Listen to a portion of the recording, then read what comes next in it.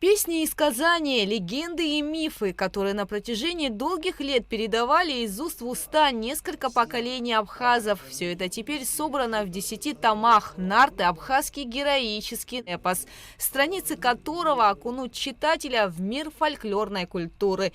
Ведь до сих пор не существовало специального научного издания текстов абхазского нартского эпоса, за исключением литературно обработанного сводного текста, составленного Шалвой и Налыпа, Константином Шакрыл и Багратом Шинкба. Это издание было художественное, но научного издания не было, кроме текстов, которые были приложены к разным исследованиям, в качестве приложения были опубликованы. Их немного.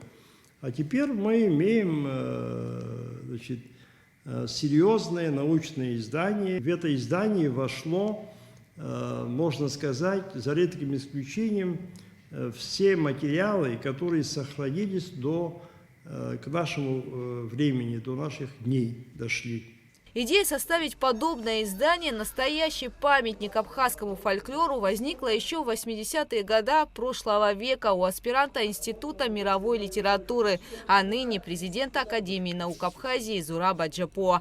А началось все с написания им диссертации, темой которой стал нартский эпос. Материалы 10-томного собрания текстов абхазского нартского эпоса собирались по крупицам.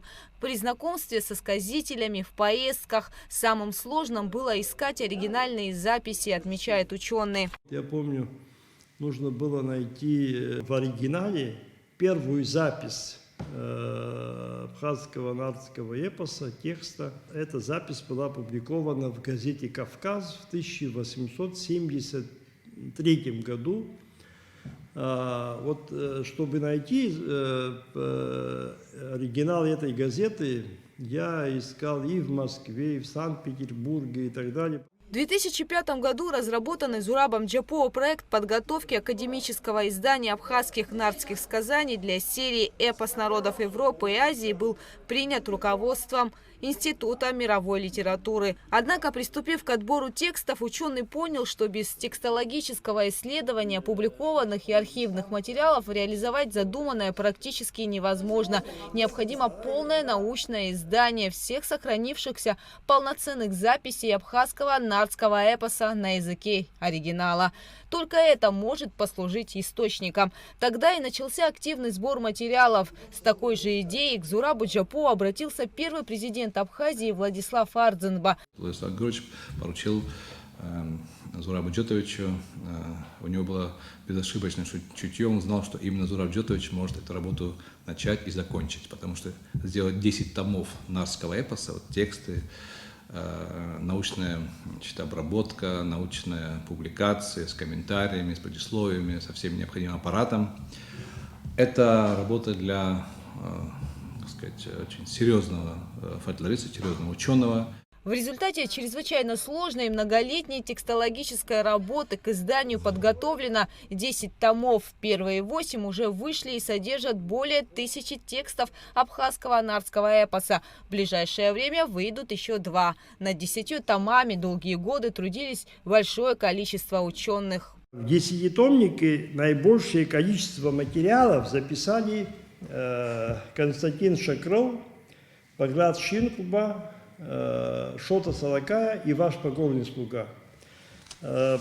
Таким образом, можно сказать, этим изданием, как мне думается, воздвигнут памятник абхазской нартяте, в которой содержится все, из чего состоит образ и суть абхаза.